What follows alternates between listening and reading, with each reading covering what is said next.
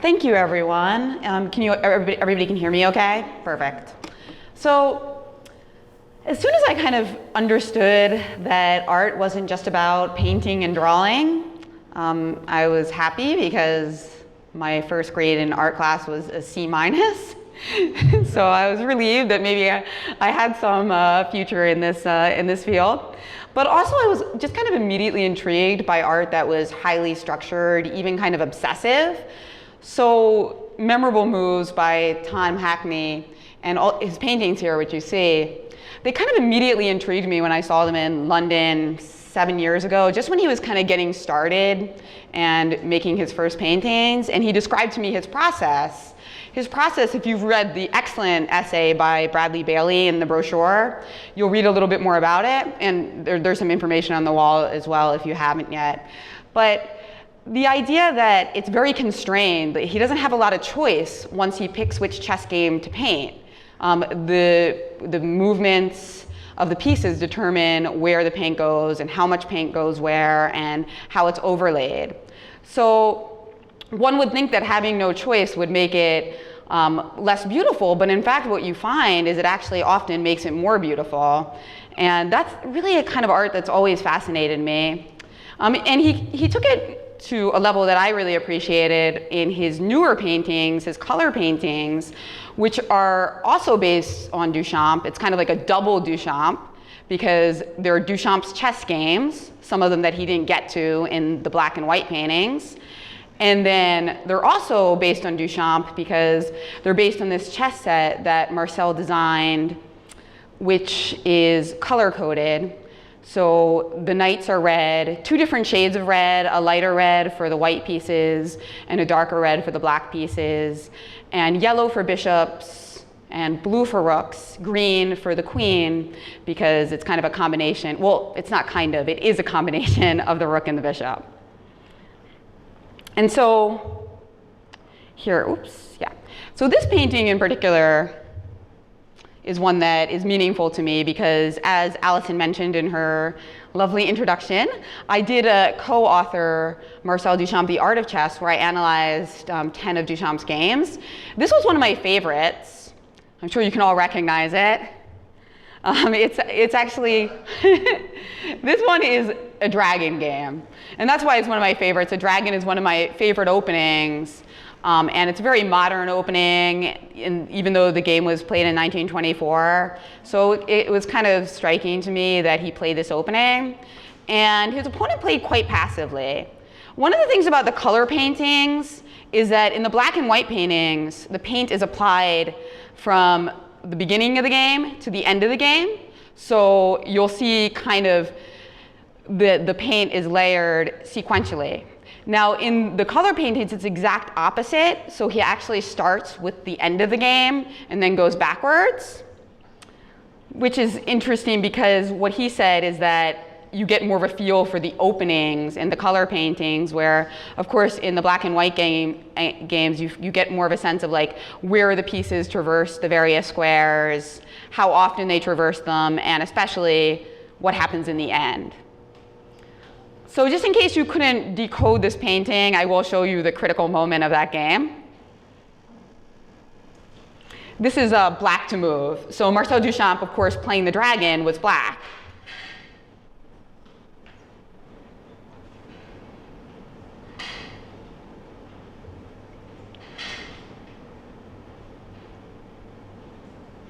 So anybody guess what black played in this position?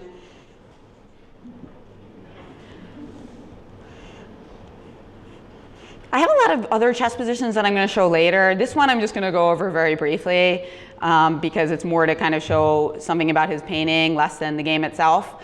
But in this position, he actually made a very strong sacrifice. It's very typical in the dragon opening in particular to sacrifice.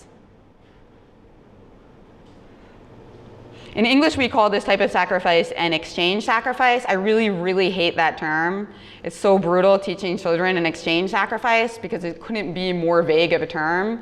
It sounds, an exchange, what does that mean? An exchange sacrifice very specifically means, actually, why doesn't somebody answer for me? Some of the ladies' night crew, maybe? Does anybody know what an exchange sacrifice specifically refers to? Ben? You give up a minor piece for a rook. Right, a minor piece for a rook, like a rook for a minor piece, like a rook for a knight or a bishop.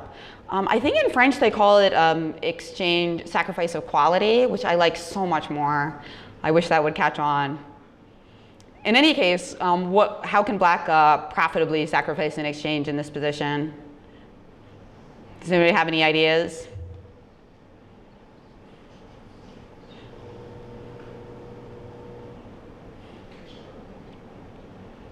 Just guess. Worst could happen is you'd be wrong. If I could take the queen, I'd love to do it. But I can't right now because there's a pawn in the way. Yes, rook takes b3. Actually, rook on the fourth rank takes b3, followed by pawn b3, rook b3. And Duchamp actually ended up winning the game quite quickly because white sacrificed the queen, taking back on b3. So what you would think is that there would be like a whole lot of rooks and blue on that square. But instead, you notice that the square is red. Well, that's because we went backwards, right? So a lot of the times when a white player is playing against the Sicilian, they end up playing a knight on b3. So you can see that the b3 square is red because really the first piece that went on that square was a knight. Even though later there were all these crazy sacrifices on it, these color paintings visually are showing us more what happened in the beginning of the game rather than the end. So, of course, the most memorable part of the game was that rook takes b3, though, for Duchamp. Duchamp really was a pretty good chess player, although if you look around the games in the room, you'll see that a lot of the games featured are losses by him. And that's partly because he was a master player, but he's often playing in international competitions and in French championships where he was playing people even stronger than him. And unfortunately, it's kind of like a selection bias that the games that got published are often the ones against the most famous players. Because it's not like today when like almost every game you play in a tournament, even if it's a blitz game, is going to get published. It was a little bit more selective. So that's why we sometimes, I think, get a slightly skewed idea of how successful he was, just because we have so many losses by him. And so yeah, color-coded paintings, I mean, I just think they're absolutely beautiful. And now that you know a little bit more about how they were composed, you might want to take another look around. And there are also iPad stations so that you can go over the game in conjunction with the painting, which is really cool. So another color-coded art project, just to move away from chess for a minute, that intrigued me when I first read about it many years ago in The New Yorker was this Italian artist, Vanessa Beecroft, who had this art project because she was obsessed with food and dieting. And she went on this like color-coded diet. And so she created these installations, these beautiful installations where all of the food is exactly the same color. And well, this thing, I mean, honestly though, this does seem like it would probably be the healthiest day, right? I mean, chocolate day, perhaps, would be more fun though. So yeah, I mean, I thought this was really awesome because I've always been kind of interested in color in food. Like, I've always liked beets, for instance, and I'm pretty sure it's not because of the taste, but the way that the fuchsia color, no matter what else you eat with them, it's always just so delicious and gorgeous. This, by the way, is probably my favorite color, as you might guess from my hair. The same dinner party concept. So this actually inspired me to do kind of like a similar, highly structured, absurd diet of my own. The ABC diet. And this is what I ate on the first day of the diet. You can see like all of the different foods that start with A. And I actually did do this for 26 days. And it was actually pretty an interesting experience because I kind of learned like which letters like might seem popular, like J, because everybody's name starts with a J. But in fact, there's almost nothing you can eat on that day. So I did lose weight on the diet, actually.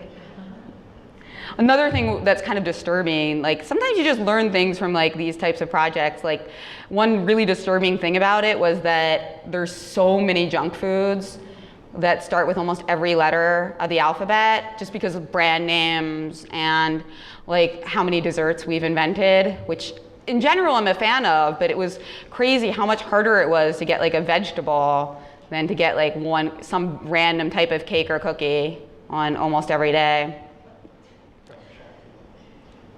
So on to poker, where I also like these kind of like super structured projects. And I really wanted to bring poker into this talk specifically because right now the World Chess Hall of Fame's featured set is actually a poker set where it's spades versus diamonds. You can check it out on the 3rd floor. It's really cool. It's so cool that I want it. That's always the problem. Sometimes when I go to the World Chess Hall of Fame, there's so many sets that I'm like, God, how do I get that? I was talking to Emily Alred, a curator here, and she shares my pain, or my love, one might say. So here is the set. So the thing that this reminded me of, which again like shows how constraints can often make something more interesting and even more beautiful, was this project that I did about a year ago where I commissioned like one of my favorite artists, period, not chess, not even the fact that he's chess related or not, but the Grandmaster Paul Benko. He's just this amazing, well obviously he's a strong chess player, but he's also this amazing composer of chess problems. So mates in 2, mates in 3s, endgame studies. That's his thing. And I've done some work with him on various projects for the US Chess Federation. And I asked him, hey, could you compose a bunch of problems in different chess, in different poker suits, like, so that they're shaped like the club and the diamond and the heart and the spade. And you would think that that would make the problems less attractive or less beautiful, but in fact, I feel like the double layers really improves them. This is actually the position, but I'm not going to make you solve it like that. I'll give you an actual 2-dimensional form of it. This is my favorite of the ones that he did, and what I like is not only did he come up with these great mates in 2, but he also, without me even thinking of it, he realized that if it was a spade, it should be black to move and mate in 2, which is actually very uncommon in chess problem composition. I don't think I've seen any problems actually except for the ones that he made for the club and the spade that are black to move and mate in 2, because it's kind of considered very standard for it always to be white to move and mate. So yeah, you can try to solve it. It shouldn't be that hard, right? It's only 2 moves. Those are the dying words of everybody who tries to solve a mate in 2. It seems like it should be so easy, but don't fret. It's because they compose it that way. They want it to be hard. Because otherwise it would not be like as amazing that it's hard to find this mate in 2. One thing, if you're not used to solving problems, one thing you want to try to do usually that helps you solve it is look for a move that's very paradoxical or that you wouldn't expect. Sacrifices are very typical, quiet moves are very typical, just something kind of crazy. Because if it was just like the most obvious move ever, like if it was just like, oh, rook takes e2 and then you play rook e3 mate the next move, well, he probably wouldn't have composed that specifically because it would be too obvious and not as beautiful. So somebody take another guess. Again, look for sacrifices. Usually sacrifices are things you want to try in these positions. Like first of all, what do you notice? What would be, suppose this queen wasn't here. Let me just cover it up with my mouse or something, my cursor. Oh, that doesn't do a very good job of covering it up. But suppose that queen is just like removed from the board. What would be checkmate in 1 move? This is the kind of creative muscles you want to develop if you're trying to solve the problem, yes? Excellent, very good observation. So if the queen was not there on g5, d5 would be checkmate in 1 move. Exactly. So what does that mean? What kind of moves should you be looking for? What kind of moves, if the queen was distracted, then you could play d5 and it would be checkmate, right? So what ways could you try to distract the queen? I'm actually going to open up chess base for this one when we get a couple guesses, just so that you can actually see the pieces move. Any ideas how we can maybe distract the queen? Who said what? Somebody said what? Well, bishop e3 to try to get them to play queen e3 and then d5 mate. The thing is, after bishop e3, it's going to be very hard for it to be mate in 2, because I could always play queen h5 check. So you can't really make a move that's not a check. Otherwise, it definitely won't be mate in 2. So those are two, like, it has to be a check and it has to be a move that distracts the queen. So those are two stipulations that should start narrowing down the number of moves that you could try. Let me see, I will open it up on ChessBase. Here it is. Okay. Somebody try sacrificing your queen. At least you have the grid here. Yeah?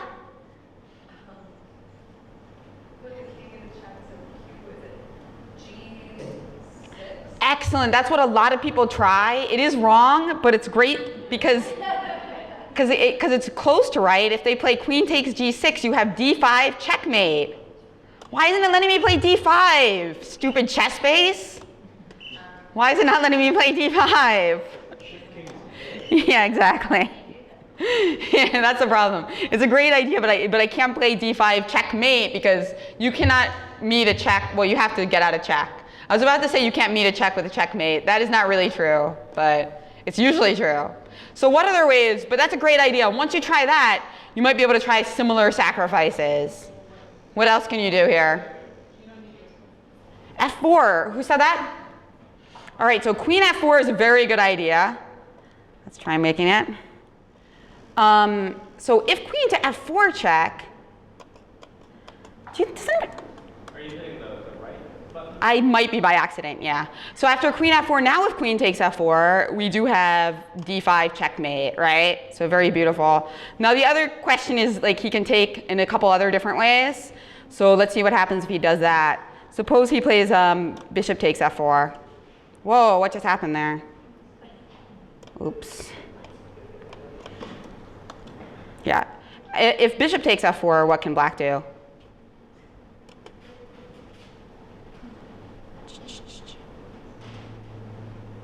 Now there's another mate in one, yeah? Knight f2. Yeah, now knight f2 is mate, good. And there's one other capture. Oh, wait, one. No, yeah, one other capture that's just like the more obvious one, like the less aesthetic one. So after knight f4, now what? Yeah, you have rook takes e3. Yeah. So very nice position, like that one.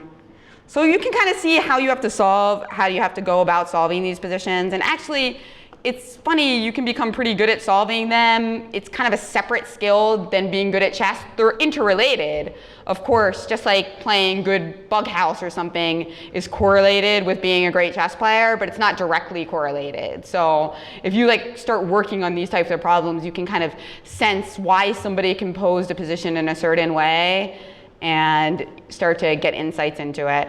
Now this is a very special type of chess problem. It's called a shape problem.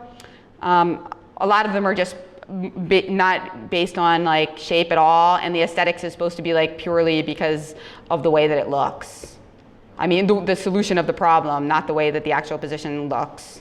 So another art project related to poker, which ties into my next chess project, is this project by an artist who was visiting China and saw lots of discarded playing cards on the streets and started trying to almost like create, you know, like a Monopoly game at McDonald's where he would take photos of all of the abandoned cards in the hopes of creating a full deck of 54 cards.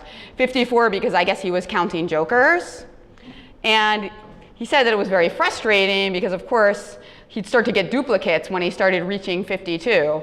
So he would get like lots of sevens of spades, and you know he couldn't get like the 5 of diamonds, and you're like, so one card you have to get. So I really like that idea too, because I'm sure along the way he had to like go through all sorts of weird neighborhoods and alleyways, just like hoping. And so it forced him to kind of explore the city and also like perhaps take some really good photos along the way. This reminded me very much of an article that we published in US Chess some years ago by Bart Gibbons, which was a 64 problem chess tour. And basically the idea of this piece was that he tried to find the best move on each square of the chessboard that was ever played. So he would start with A2 and go all the way to H8. And of course, he was picking the moves, so there was some like subjectivity to it. There's a lot of different criteria you can choose for what the best move on a certain square is. Can you guys name some criteria that might be used for that? Any thoughts? What could the best move mean? I mean, obviously you could mean like the highest quality move, but that's like, even that's like really hard to define. Because does it mean like the most surprising move, or the one that was most difficult to find, that if you like took a group of grandmasters, the fewest number would find? It's like, actually, if you start to think about it, it's not that easy to define what the best move means. Another type of criteria you might have is historical importance, right? Like if it came from Fischer-Spassky, you know, that obviously might make it more of a best move. Like there was a very famous move that was celebrated quite a lot at the World Chess Hall of Fame recently, and in fact I still see that it's a very popular t-shirt. What move am I talking about? Yeah? Exactly, knight h5, right? So that move was like really memorialized from the Fischer-Spassky match, where Fischer played the move knight h5 in a really paradoxical position where he was giving up double pawns in order for himself to get some like more active play. So I'll show you one example that kind of struck me recently. Oh, and here's just like an example of a bunch of the moves. Like, there are 64 of them. And I think part of the fun of it was that you could kind of look and see some of them and disagree. And it becomes this thing where you're like wondering, like, do I agree with what he says on this, or is there some historical game maybe that this square had an even more fantastic move on? Now, this game really struck me. It's a recent game from right here in St. Louis, from the Ultimate Blitz Challenge. Some people called it the immortal Blitz game, even Gary Kasparov after the game. A lot of people, we were like, you know, me, Maurice, and Yasser were talking about this game, of course. And some of the internet, we were like saying it was like the best game ever, oh my God. And of course, a lot of it, we are often taken to hyperbole in our analysis downstairs, right? So we were calling Wesley's play like the next Morphe, like just like the most beautiful Blitz game we've ever seen. And people were making fun of us, as they tend to do. And then Gary came down and he said it was like he was playing against Morphe. And so we all felt better, because Gary doesn't like give out compliments like that, like Candy. And when I talked to people about this game afterwards, I feel like there was one move in particular that people were very impressed by. So this is a position that Wesley So got against Gary Kasparov. Again, this is a blitz game, a 5-minute game, which just goes to show you that beautiful and memorable games, they can happen at all different time controls. So he sacrificed a lot of pieces, and you see Gary's king is just stuck in the center. And white is pinning black in all sorts of ugly ways. This bishop can't take this bishop because the rook would just take the queen on c7. The bishop can't move away because then the king would be in check. And our queen is coming to e6 to just add some more disgusting pins to the mix. It's just a really bad scene for Gary. The only thing that's good about his position is that he's up a piece. So in this position, Wesley actually could have gotten a pretty good position in a very prosaic way by just like taking this bishop on c6 and then playing queen e6 check. But it wasn't the best move. And what he played was like just very memorable, especially for a blitz game.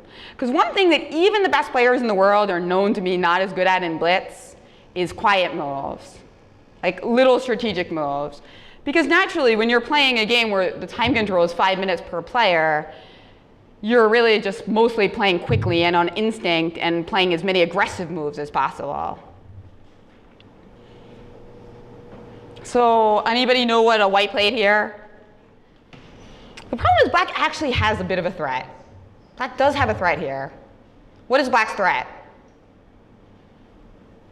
Let's kind of, just like we were talking about in the problems, a good way to solve these types of position is to look for the threat. You might forget that we do still need to keep our pieces in protection, right? So what piece can white black take in this position? Yeah, they can take the bishop on b5, right? That's why one of the good paths here is bishop takes c6 and queen e6 check. But there's actually a better move. Yeah, oops, training. Darn it. I'm just going through this fast to show you the position we were just looking at. Yeah. Okay, here we go. Same position.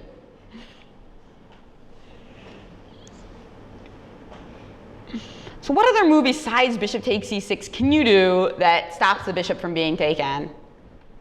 And the crazy thing about this move is that the reason it's so hard to find in a way is because it's so simple. And that's what they call a quiet move. And why is so many of the most celebrated moves, kind of like Fischer's knight h5, are actually the moves that are not that violent. Especially with computer analysis and computers being able to find really beautiful sacrificial onslaughts instantly. It makes kind of quiet, I think it kind of heightens the aesthetics of quiet moves.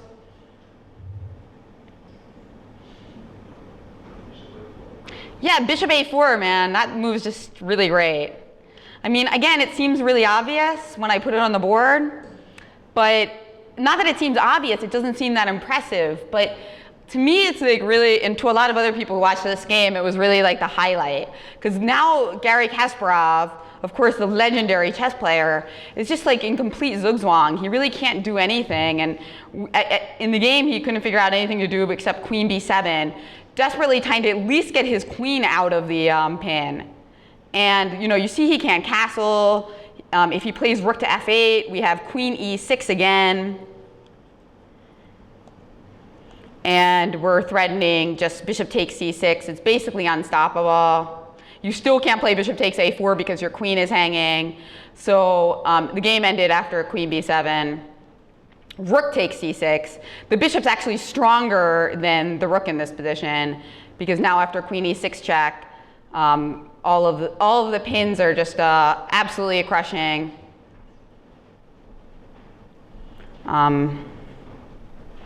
And here you see this was resigns now because black is going to lose all of his pieces. So really a very, very memorable move on a4. But I don't think Wesley can take the title for the most memorable move on a4 because again, that goes to an aforementioned player in this presentation. Do any of the professional chess players or very experienced chess players in the audience know what move might be even stronger or famous on the a4 square than this one?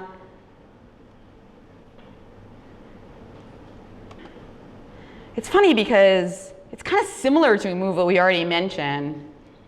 It's in this position actually, and it's another Bobby Fischer game. This is one of Bobby Fischer's most famous games against Byrne, Donald Byrne in the US Championship. And in this position he played, oh, you should be able to find the move for sure. It's actually very hard, but I think you should be able to find it. Black to move. Yeah, there's only one square, the piece that can move to a4, exactly. Knight a4, and this move just is extremely surprising, and after knight takes a4, black takes on e4, it ends up being really strong for black, because this bishop is not well defended at the end of the variation. So you can't actually keep contact with the queen and the bishop on this line, and black ends up taking on f3 and then taking on g5. So Donald Byrne didn't even play knight takes a4 after it. So really kind of a bolt from the blue. Some other really famous moves on squares, well, probably the most famous move of all time was played on the g3 square. Can anybody remember what move that would be? This is actually called the gold coins game.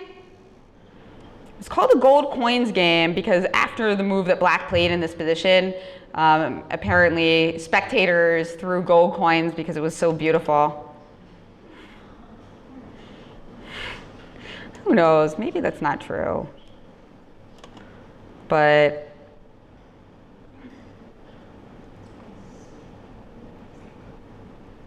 so what did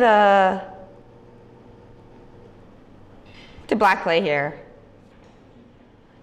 It's more famous the story, I'd say, than the actual position. People often refer to the gold coins game by Frank Marshall. I don't know if everybody always has seen the game, but they often refer to that. When somebody plays a really strong game, that they should have their board, showered with gold coins. It's actually a pretty hard move to find, so I'll tell you the square. It's G3. So this is the best move on G3, and it's unlikely to be supplanted just because of like the history of this move. Yeah, Queen G3. Okay, so after Queen G3,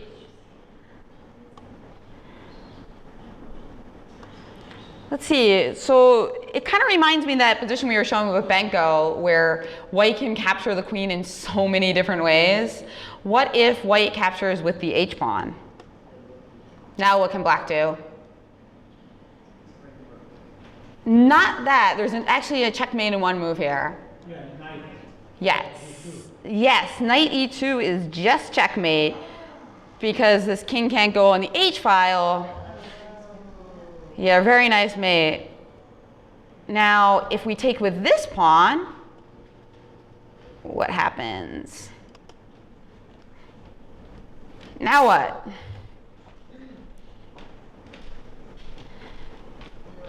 Yeah? Rook captures f1, the king can capture. So maybe you could preface rook takes f1 with something strong. Knight d2. Knight e2 check again. Again, yes. Yes, and now after king h1, now you play rook takes f1, and it is a back rank checkmate. Back rank checkmate is a huge staple of tactics. So, and then finally, the only other way to capture. By the way, this move threatens all sorts of ugly stuff. You know, knight f3, queen takes h2, checkmate in one. If you want to torture your opponent.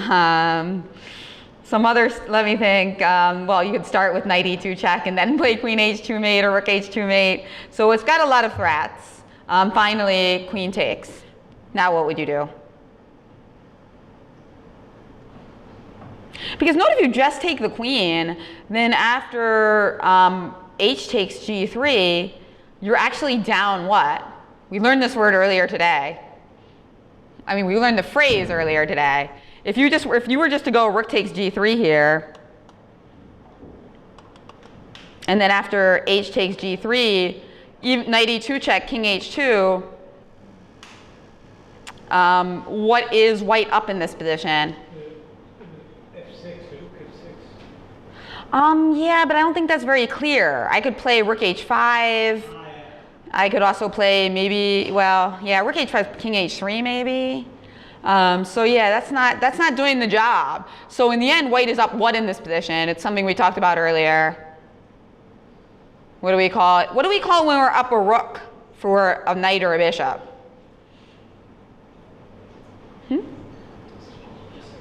Yes. Up an exchange. Honestly, the only reason to learn that phrase and commit it to memory is because then when you watch commentary or read commentary about chess, you can totally understand what that means. That's kind of important. So actually, rook takes g3 is bad. So the final line in the analysis is what? Yeah, knight e2 check. And this actually leads to very similar positions to what we just looked at. If king h1, knight takes g3, this pawn can't take, right? Yeah. Because it's pinned. And if we take with the f pawn, what happens? Yes, rook takes rook mate, another back rank. So, very beautiful game. And I think the thing about this, like, this square thing that appealed to me is that I don't have the best memory in the world, and actually memory is really important for becoming a good chess player. Not as much because you can memorize a lot of openings, but I think more because it helps you with like being able to apply patterns and positions that are dissimilar. And then also openings are important too, but don't think you need like a photographic memory to play chess well. You just need to be good at kind of like associating a pattern, like a back rank checkmate, and using it in a position that might seem dissimilar. So I think that kind of using this method, it helped me maybe remember some more historical games. And I saw Magnus Carlsen, our world chess champion, in an interview before his first world championship match where he was getting coached. He was getting drilled by one of his trainers in remembering historical games. And that really shocked me because not only did he need to remember the move that was played in the historical game, like for instance, Queen G3 here, but his trainer was also asking him to remember the location of the game and the date, kind of information that would seem completely irrelevant, right? Like why would Magnus need that information to win the world championship? I don't know, but I feel like maybe the answer to that is just a general memory thing, and that having like all of this cataloged in his brain helps him with his like other types of chess memory. So if Magnus does it, then it can't be bad to work on your memory, that is. Here are a couple other famous ones, but we don't have time to go over all of them, but this one's a really good one. You can look it up later. It's Tatev recognizes it, I'm sure, right? Probably. Shirov Topalov. Yeah, now you know the move, that's for sure. And I wanted to finish though with some more art from the actual show. This one in particular is a painting that I was struck by because I did a piece that was also based on this. This is one of Marcel Duchamp's best games. He played a really beautiful game against E. Smith, and I also analyzed it for the Art of Chess, and I also did a video art piece with it, which was installed in this gallery last month for Ladies' Night. So it was the piece where Marcel Duchamp was playing against a naked lady, and we reversed that so that I was playing against a naked man. And what we did for that piece, so yeah, here are the two different pieces. The one where I'm playing against a tattooed man, and the one where Duchamp is playing against Eva Babetz. Which picture do you like better? Just kidding. There's a lot of other variations on this, actually. In my last lecture at the Hall of Fame, I showed like 10 different variations of this theme. Anyway, the actual game that we were playing in my game was based on one of Duchamp's games. And this is the exact game that this painting denotes. And here are a couple diagrams from it. So it was one of Duchamp's very aesthetic games. In this position, he actually sacrificed an exchange. I know it might be a little bit hard to see, but the reason we use these diagrams in the book is because it was based on a Marcel Duchamp concept for a chess set. And again, there's a beautiful sacrifice of exchange in this position. And this is Duchamp's move in the left. You might be able to kind of figure out what it is based on the position on the right, which is the final position in which black resigned, or purple resigned.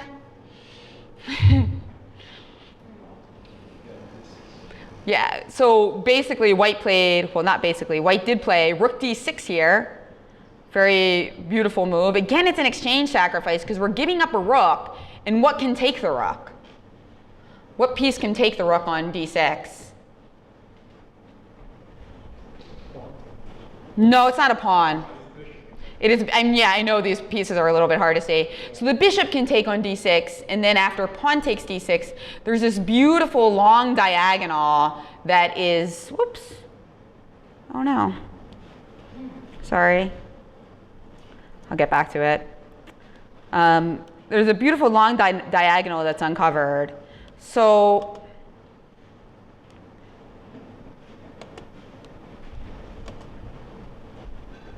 So yeah, that's a final position. Black actually resigned in that position.